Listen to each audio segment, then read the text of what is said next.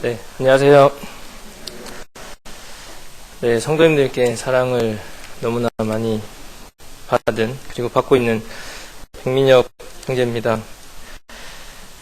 제가 이 자리에 올라와 있는 모습을 보시기에 많이 어색하실 것이라 생각이 듭니다. 저 또한 이 자리가 너무 두렵고 또 떨리고 부담이 되는 자리입니다. 아무리 심호흡을 몇 번을 해봐도, 그리고 다시 잘할 수 있으라고 마음 다짐을 해봐도 계속 심장이 쿵쾅쿵쾅 거리는 것 같습니다. 제가 보통 지금 하는 일이 학교에서 수업을 하고 있기 때문에 별로 안 떨릴 거라 생각했는데, 네, 너무 많이 떨리는 것 같습니다. 제가 성도님들보다 나은 점이 없고 또 나은 삶을 살고 있지 못함에도 이 자리에 오르게 돼서 너무 부담이 되지만, 분명 하나님께서 저를 통해서도 성도님들께 하시고자 하는 말씀이 있을 것이라 생각이 듭니다. 많이 부족하겠지만 너그럽게 이해해 주시고 잘 들어주셨으면 감사하겠습니다. 제가 올라와서 인사를, 성도님들께 사랑을 많이 받은 형제라고 인사를 드렸습니다. 그렇게 인사를 드린 이유는 실제로 사랑을 많이 받은 형제라고 생각을 하기 때문입니다. 그리고 오늘 성도님들과 나누고자 하는 말씀의 주제가 사랑이기 때문입니다. 사랑을 주제로 정한 이유는, 제가 매일 아침에 직장 학교 가기 전에 차에서 기도를 하는데요. 어느 날 문득 그런 생각이 들었습니다. 기도 내용이 모두 나를 위한 기도, 그리고 내 가족을 위한 기도밖에 없다는 생각이 들었습니다. 그래서 하나님의 사랑에 대한 감사가 왜 빠져있지 않은 생각이 들었고, 그래서 하나님의 사랑을 회복을 해야 되겠구나 라는 생각이 들어서 오늘 말씀의 주제를 그렇게 정하게 되었습니다. 물론 성도님들이 다 저 같지는 않으시겠지만 분명 사랑의 회복은, 하나님의 사랑의 회복은 누구에게나 필요한 것이라 생각이 되어져서 그렇게 주제를 정하게 되었습니다. 오늘 드릴 말씀의 목표라고 하나요? 말씀의 학습 목표라고 또 할 수 있을 것 같은데요. 오늘 말씀의 학습 목표는, 보통 수업 시간에 그런 학습 목표라고 많이 얘기하죠. 1시간 수업을 하고 나서 어떠한 목표를 이뤄야 된다, 그거 보고 학습 목표라고 얘기하는데요. 오늘 말씀의 학습 목표는 하나님의 사랑을 기억하고 그 사랑을 받은 우리가 해야 할 일입니다. 네, 그럼 하나님의 사랑에 대해서 먼저 잠깐 나눠보겠습니다. 혹시 사랑에 대해서 정확히 정의하실 수 있으신 분이 계신가요? 네, 모두 다 정의를 하실 수 있으실 겁니다. 왜냐하면 정의라는 것은 무엇은 어떠하다라는 것이죠. 그리고 객관적으로 정의를 할 수도 있고, 자기가 생각했을 때 주관적으로 정의를 할 수 있기 때문에 다 정의를 하실 수 있을 것입니다. 그런데 이 사랑에 대해서 국어사전에 찾아보면 사전적 정의는 이렇게 되어 있습니다. 어떠한 존재를 몹시 아끼고 귀중히 여기는 마음 또는 그런 일이라고 되어 있습니다. 그러면 성경에서 사랑에 대해서 어떻게 이야기하고 계시는지 알아보도록 하겠습니다. 오늘 본문 말씀인데요. 요한일서 4장 7절부터 11절까지 같이 한번 읽어보시겠습니다.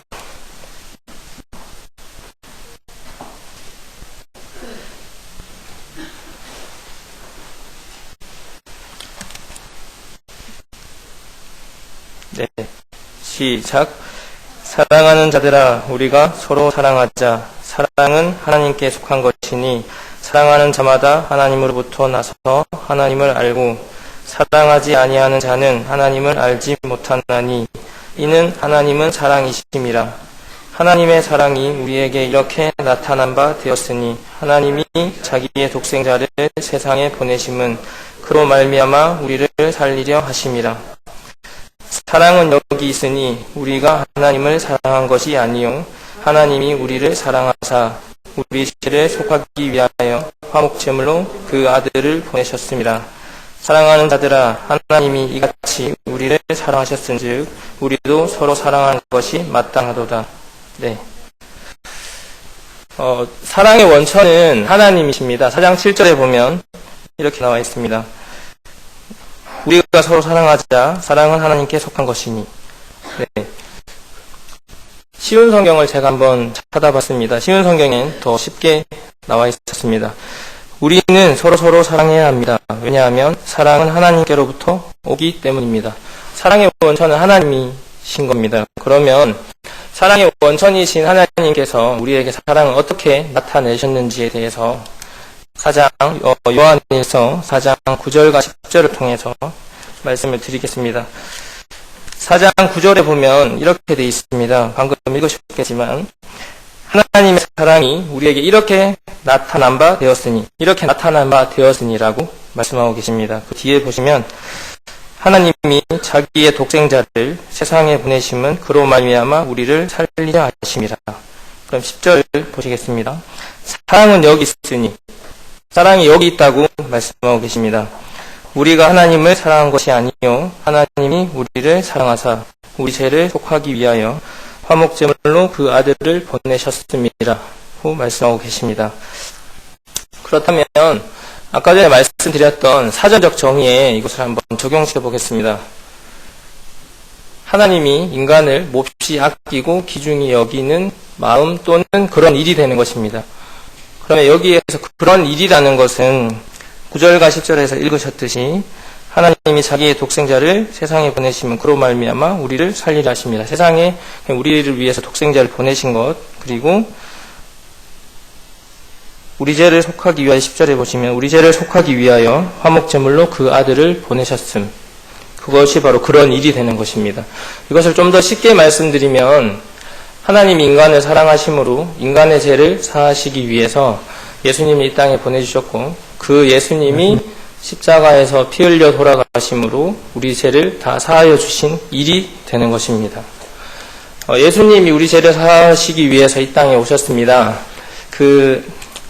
예수님 어떻게 보면 하나님의 뜻을 이루시기 위해서 오신 것입니다.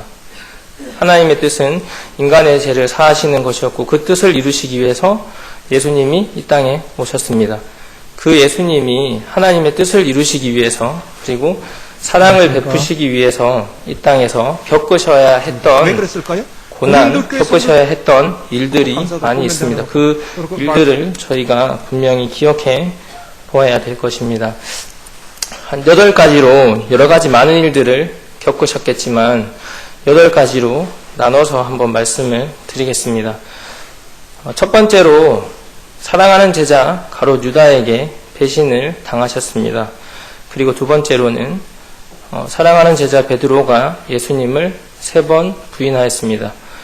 끝까지 함께 하겠다고 했던 베드로가 예수님을 3번 부인하였습니다. 그리고 세 번째로는 유대인의 대제사장과 장로들에게 침뱉으심을 당하시고 그리고 맞으셨습니다. 어찌 보면 가장 예수님을 환영하고 맞이해야 했던 유대인에게 거부를 당하시고 그렇게 수치와 모욕을 당하셔야 했던 것입니다. 그리고 네 번째로는 로마 군병에게 채찍으로 맞으셨습니다. 그리고 5번째로는 채찍을 맞으신 이후에 가시면류관을 쓰시고 홍포를 입으시고 또 조롱을 당하셔야 했습니다. 그리고 6번째로는 그렇게 채찍을 맞으신 이후에 힘이 하나도 없으셨음에도 그 십자가를 지시고 골고다 길을 걸어 가셨습니다. 그리고 7번째로는 골고다에 도착하셔서 양손과 양팔이 십자가에 못 박히시고 십자가에 달리신 이후에도 사람들에게 조롱을 받으셔야만 했습니다. 달리셨을 때도 네가 정말 메시아라면 내려와 보라. 그러하면 믿겠다. 이렇게 조롱을 당하셨습니다. 그리고 8번째로는 돌아가시고 난 이후에도 물과 피를 옆구리에 창이 찔리셔서 물과 피를 다 흘리셔야만 했습니다. 네, 저에게 이렇게 놀라운 사랑을 베푸셨습니다. 이 베푸신 사랑을 제가 동영상을 잠깐 만들었습니다. 한 5분 정도 되는데요. 잠깐 동영상을 보시고 이어 나가도록 하겠습니다.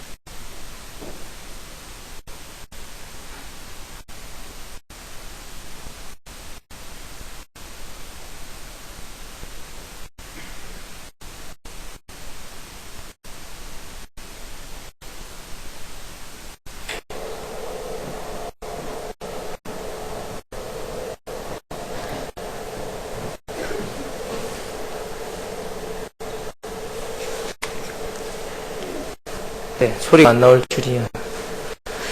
네, 아침에 와서 확인을 하고 다 확인을 했는데 여튼 소리가 안 나와서 대단히 죄송합니다.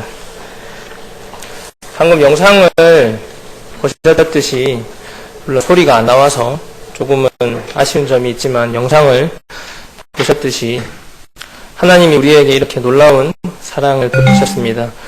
오늘 예배 시간에도 그러한 기도를 들었는데요. 저에게 이해할 수 없는 사랑을 저에게 베푸셨습니다. 그렇지만 이해할 수 없는 사랑을 조금이나마 이해할 수 있는 방법이 있습니다. 그것이 무엇이냐면 부모와 자식 간의 사랑을 생각해보면 조금은 이해를 할 수가 있습니다. 제가 아들 한결이를 낳고, 물론 제가 낳은 것은 아니지만 아들 한결이를 낳고 그렇게 감사기도를 했었습니다. 한결이를 저에게 허락해 주셔서 아버지 하나님의 사랑을 더 깊이 알 수 있어서 감사를 드린다고, 그리고 어떤 누군가를 위해서 제 아들 한결이의 목숨을 내어주어야 된다면 그것은 저에게 불가능한 일이라고 그렇게 솔직히 고백을 드렸습니다. 하나님에게도 예수님은 그러한 존재셨습니다. 마태복음 3장 16절부터 17절에 보시면 찾지 않고 제가 읽어보겠습니다. 예수께서 세례를 받으시고 곧 물에서 올라오실새 하늘이 열리고 하나님의 성령이 비둘기같이 내려 자기 위에 임하심을 보시더니 하늘로부터 소리가 있어 말씀하시되 이는 내 사랑하는 아들이요 내 기뻐하는 자라 하시니라. 하나님에게도 예수님은 아들이셨습니다. 그 아들이신 예수님을 저희를 위해서 이 땅에 보내주시고 그 예수님이 십자가에서 고통받으시는 것을 모두 보시고도 참아내시고 저희를 대신 자녀 삼으셨습니다. 이렇게 하나님이 저희에게 받은 사랑은 엄청나게 큰 사랑입니다. 그렇다면 그 사랑을 받은 우리가 해야 할 일이 있습니다. 세상의 모든 일들이 그렇듯이 무엇인가 사랑을 받고 가만히 있는 것은 도리가 아닐 것입니다. 그 해야 될 일의 첫 번째 일은 예배입니다. 누군가 물에 빠졌을 때 그 사람을 구해주었다면 물에 빠진 사람이 구해준 사람에게 정말 고맙다고, 감사하다고, 나의 생명의 은인이라고 그렇게 얘기를 할 것입니다. 저희도 이와 같습니다. 제 가운데 있던 저희를 하나님이 예수님을 보내주심으로 구원하셨습니다. 저희도 똑같이 하나님께 감사드린다고, 저의 생명의 은인이라고 감사를 드려야 합니다. 그것이 바로 예배입니다. 또한 이 예배는 예수님께서도 돌아가시기 전에 이렇게 말씀하셨습니다. 너희를 위하여 주는 내 몸이라 너희가 이를 행하여 나를 기념하라 하시고, 저희가 이 말씀을 따라 예배를 드리고 있습니다. 혹시나 온전히 하나님께서 감사를 받으시고 찬양을 받으셔야 하는 시간에 다른 생각을 하고 계신 분은 있지 않으신지 모르겠습니다. 육신의 피로로, 아니면 직장의 일로, 그리고 아니면 가정의 일로 다른 생각을 하고 계시진 않으신지 모르겠습니다. 이렇게 놀라운 사랑을 베푸셨고 저희가 그 사랑을 받았다면 저희는 예배 시간에 온전히 하나님께 감사를 드려야 할 것입니다. 그리고 두 번째로 해야 할 일은 하나님을 사랑하는 것입니다. 혹시 하나님은 나에게 사랑을 일방적으로 주시기만 하시는 분이시라고 생각하고 계시거나 아니면 그렇게 생각을 안 하신다 하더라도 그렇게 살고 계신 분이 있으신지 모르겠습니다. 그렇지만 분명히 성경에서는 그렇지 않다고 얘기하고 계십니다. 질투의 하나님이라고 성경에서 몇 구절에서 나오는데요. 그게 출애굽기에도 나오고 신명기에도 그렇게 말씀하고 계십니다. 이 배경을 보면은 출애굽기 같은 경우엔 애굽에 있다가 이제 나와서 모세가 백성들에게 그러한 얘기를 합니다. 나 이외에 다른 신을 섬기지 말라. 질투하시는 하나님이시다. 라고 얘기를 하고 계십니다. 그 이후에도 금송아지 사건이 있고 나서 다시 언약을 세우실 때도 또 똑같이 그 말씀을 하십니다. 그리고 신명기에서도 이제 가나안에 들어가게 될 다음 세대 이스라엘 백성들에게도 똑같이 모세가 그렇게 이야기를 하고 있습니다. 이렇게 많은 곳에서 이야기를 하고 계시다는 것은 중요하기 때문에 그렇게 얘기하고 계신 것입니다. 질투라는 것은 나보다 누군가를 더 사랑할 때 그런 감정을 느끼게 되는 것이죠. 그러니까 성도님들께서도 하나님보다 다른 어떤 것을 더 사랑하신다면 하나님께서 분명 질투하실 것입니다. 그리고 하나님을 사랑해야 한다고 분명히 또 말씀하고 계십니다. 신명기 6장 5절에 보면 너는 마음을 다하고 뜻을 다하고 힘을 다하여 내 하나님 여호와를 사랑하라 라고 하고 계십니다. 그렇다면 하나님을 사랑하는 방법이 무엇이냐면 간단합니다. 하나님이 좋아하는 것을 저희가 하면 됩니다. 하나님이 좋아하시는 것은 하나님의 말씀을 지키는 것입니다. 하나님의 계명을 지키는 것입니다. 하나님의 계명을 지킨다. 너무 쉽게 말씀을 드렸지만 어떻게 보면 이 세상에서 가장 어려운 말씀일 것입니다. 그렇지만 여기에서 부모와 자식 간의 관계를 다시 한번 생각해 보겠습니다. 한결이가 누군지 다 알고 계시겠죠? 네, 한결이가 참 애교가 많은 아들입니다. 그래서 제가 한결아 사랑해 하면 나도 사랑해 이렇게 얘기를 합니다. 그게 무슨 말이라고 정말 행복해서 미쳐버릴 것 같습니다. 그런데 이제 둘째가 나오기 전에 한결이가 아빠랑 자는 연습을 하기 위해서 저랑 또 자보려고 했습니다. 근데 아빠랑 안 잔다고 얘기하면서 아빠는 나가서 자 이렇게 얘기를 하는 겁니다. 걔가 뭘 안다고? 그리고 그게 무슨 말이라고 진짜 선영자매에게도 너무 섭섭하다고 그때 얘기를 했습니다. 네. 어찌 보면 하나님도 저에게 그러실 것입니다. 자식은 부모에게 엄청 작은 일로도 행복을 줄 수 있고 또 엄청 작은 일로도 섭섭함을 줄 수 있을 것입니다. 저희가 하나님께 엄청 작은 일로도 하나님은 저에게 기뻐하심을 느끼실 것이고 엄청 작은 일로도 섭섭함을 느끼실 것입니다. 모든 계명이나 모든 말씀을 다 지키는 것이 어렵겠지만 하나의 말씀, 하나의 작은 말씀을 저희가 지켰을 때 하나님은 기뻐하실 것이고 또 다른 말씀을 또 지켜야지 하고 노력한다면 분명 하나님은 기뻐서 행복하심을 느끼실 것입니다. 그리고 세 번째로는 성도를 사랑해야 합니다. 오늘 본문 말씀 마지막 절에 요한일서 4장 11절에 이렇게 되어 있습니다. 사랑하는 자들아 하나님이 이같이 우리를 사랑하셨은즉 우리도 서로 사랑하는 것이 마땅하도다. 네, 저희는 성도 간 사랑을 해야 합니다. 그리고 성도 간 사랑을 분명 하고 계실 것입니다.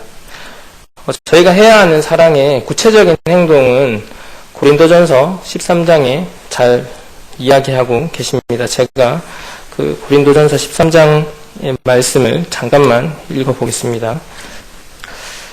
사랑은 오래 참고 사랑은 온유하며 시기하지 아니하며 사랑은 자랑하지 아니하며 교만하지 아니하며 물에 이행하지 아니하며 자기의 유익을 구하지 아니하며 성내지 아니하며 악한 것을 생각하지 아니하며 불의를 기뻐하지 아니하며 진리와 함께 기뻐하고 모든 것을 참으며 모든 것을 믿으며 모든 것을 바라며 모든 것을 견디느니라. 네, 엄청나게 어려운 말씀을 하셨습니다.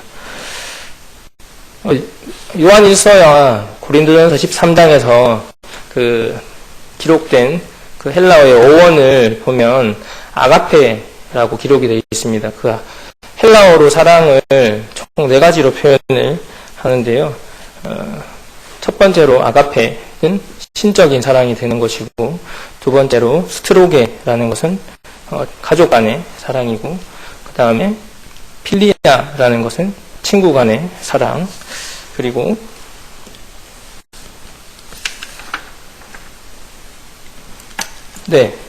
중요한 에로스라는 것은 남녀 간의 사랑입니다. 그런데 여기에서 고린도전서 13장과 요한일서 4장에서는 아가페적인 사랑에 대해서 이야기하고 계십니다. 신적인 사랑이라면 하나님만이 하실 수 있으신 사랑인데 저희한테 그 사랑을 하라고 하십니다. 그냥 불가능한 일이지만 가능합니다. 왜냐하면 하나님께서 그러한 사랑으로 우리를 강권하셨기 때문에 가능합니다. 제가 이렇게 말씀을 준비하면서 제가 받은, 성도님들께 받은 사랑은 무엇인지 생각을 해보니까 너무나도 많은 사랑을 받았음을 기억하게 되었습니다. 지금 이 자리에 저의 그 주일학교 선생님과 학생회 선생님, 청년 선생님, 이 외에도 저에게 많은 사랑을 베푸신 분들이 있는데요. 주일학교와 학생회, 청년회로 나눠서 그 사랑받은 것에 대해 잠깐만 소개를 해드리겠습니다. 제가 주일학교 때 받은 사랑을 기억해 보니까 제가 초등학교 2학년 때부터 대명동 교회를 다녔습니다. 그때 집은 복현동인데 대명동 교회까지 다녀야 했기 때문에 초등학교 2학년 저희 형이 3학년이었으니까 그 멀리 버스를 타고 가서 내려서 대명동 교회를 타다 가는 것이 위험하다고 생각하셨는지 어머니께서 대명동 교회 청년 형제님에게 좀 부탁을 했습니다. 저희가 타는 곳까지 와서 데리고 대명동 교회에 가달라고 부탁을 했습니다. 그래서 그 형제님께서 아주 오랜 기간 동안 그렇게 하셨습니다.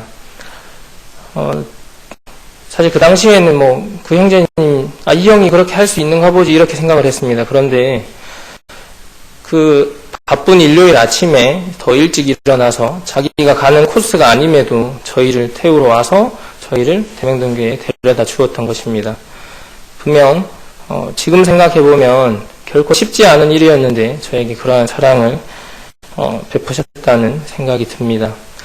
그리고 학생회 때를 기억해보면요. 그때 경건의 일기라고 책자를 매달 만들어주셨습니다. 사실 그때는 그게 너무 싫었습니다. 경건의 습관을 기르기 위해서 이제 하셨다고 생각이 되지만 매주 검사를 하니까 너무 싫었습니다. 그래서 주일 아침에 일어나서 대충 답을, 하나님은 어떤 분이신가 해가지고 대충 답을 적고 이렇게 갔습니다. 그런데 그것을 제가 이제 학생의 보조교사를 해보거나 아니면 학생의 교사를 해봤을 때 그렇게 매달 직접 경건의 일기를 만드셔서 그것을 또 다 제본하신 다음에 저에게 나눠주셨던 일들이 결코 쉽지 않은 일이었음을 기억해 보게 됩니다. 그리고 그때 저랑 현석 형제랑 같이 또 모 형제님께서는 매주 토요일 저녁에 초대해 주셔서 성경 공부를 시켜주시고 거기에다 맛있는 밥도 주시고 또 끝나면 같이 탁구도 쳐주시고 그렇게 하셨습니다. 근데 그때 상황을 생각해 보면 그 형제님에게 아주 어린 아기가 있었습니다. 저희 집에도 지금 아기가 이제 아들, 딸 이렇게 조합이 좋은데요. 그렇게 있는데 제가 지금 이렇게 어린아이가 있는 상황에서 그런 학생들을 토요일마다 초대해서 성경 공부를 시켜주고 거기다가 밥 주고 그 뒤에 또 놀아주고 할 수 있을까? 라고 생각해보니 저는 사실 여러 가지를 따지다 보면 나에겐 어려운 일이겠구나라는 생각이 듭니다. 그 형제님께서 그때 분명 엄청나게 큰 사랑을 저에게 베푸셨다는 생각이 듭니다. 그 형제님도 이 자리에 앉아 계십니다. 감사합니다. 네, 그리고 제가 청년회 때 받은 사랑을 기억해 보게 되면 노광호 형제님께서 저에게 편지를 2통 써주셨습니다. 그 한 통은 2006년 10월에 한 통은 2009년 3월에 써주셨는데요. 제가 그거를 다시 꺼내서 읽어보니까 너무 감동이 되었습니다.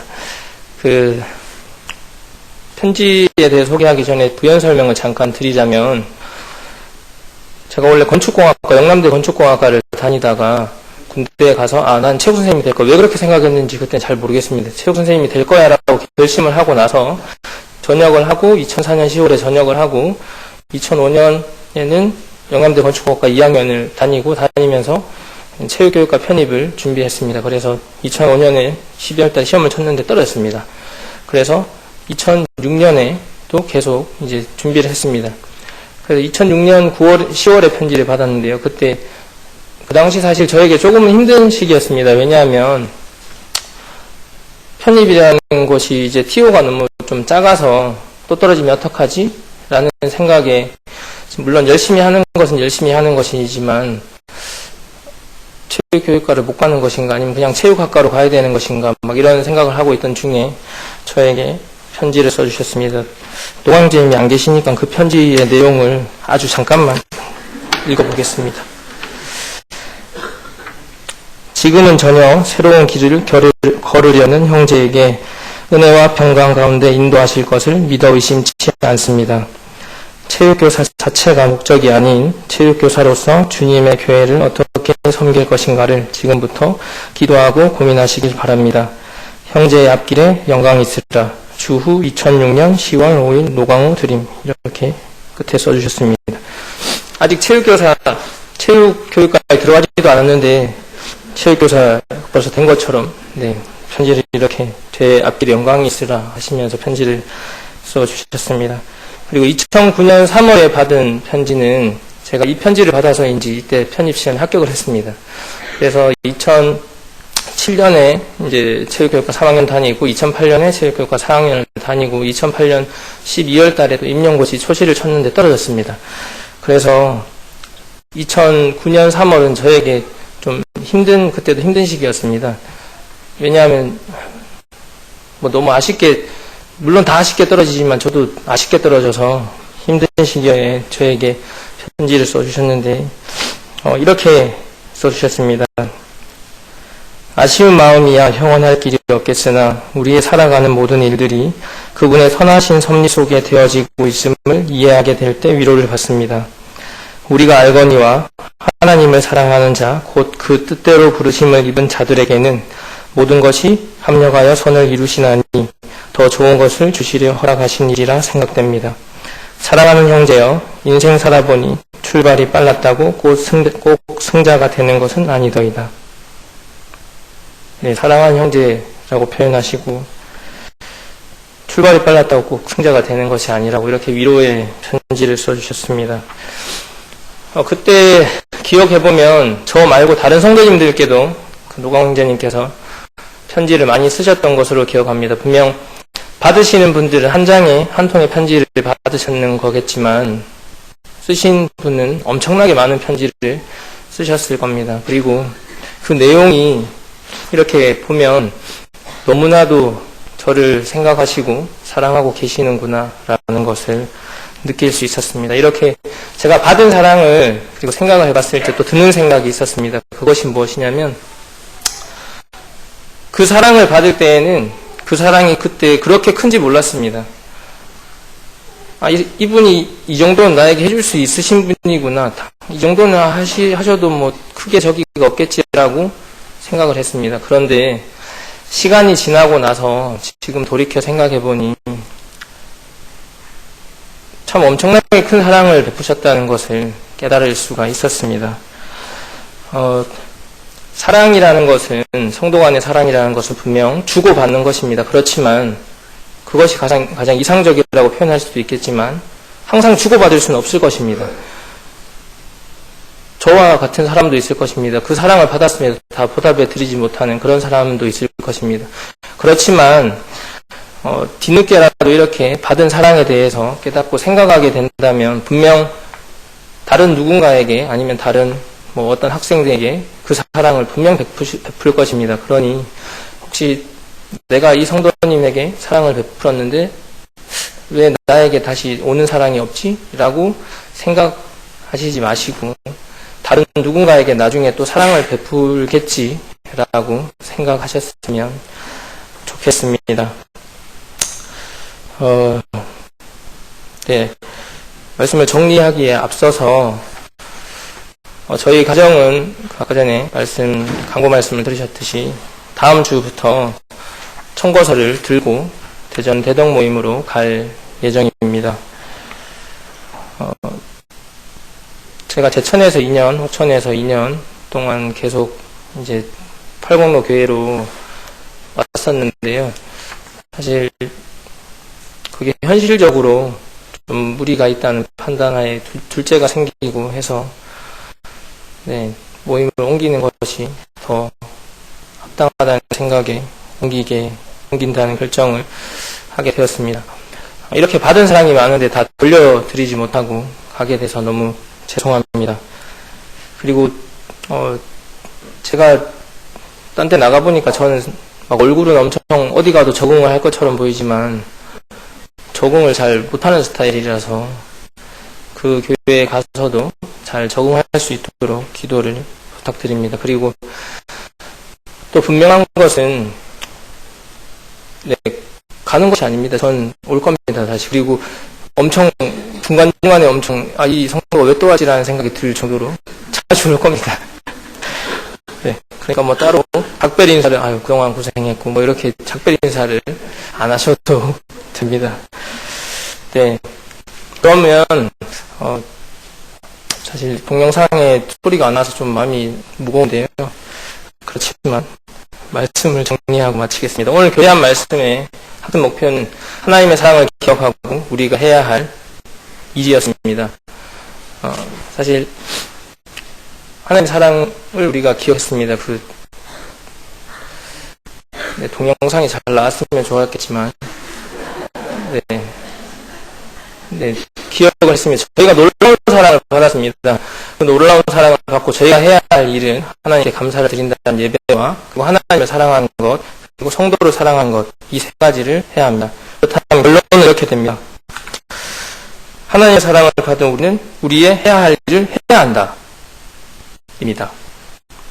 지금 2016년이 벌써 10일입니다. 뭐 여러 가지 많은 원대한 계획들을 세우셨겠지만 하나님을 어떻게 사랑할지 그리고 성도를 어떻게 사랑할지에 대한 계획이 빠져 있으시다면 그 계획을 추가적으로 세우시고 2016년에 하나님을 더 사랑하시고 성도님들을 더 사랑하시는 한 해가 되었으면 좋겠습니다. 네, 너무 부족하지만 잘 들어주셔서 감사합니다.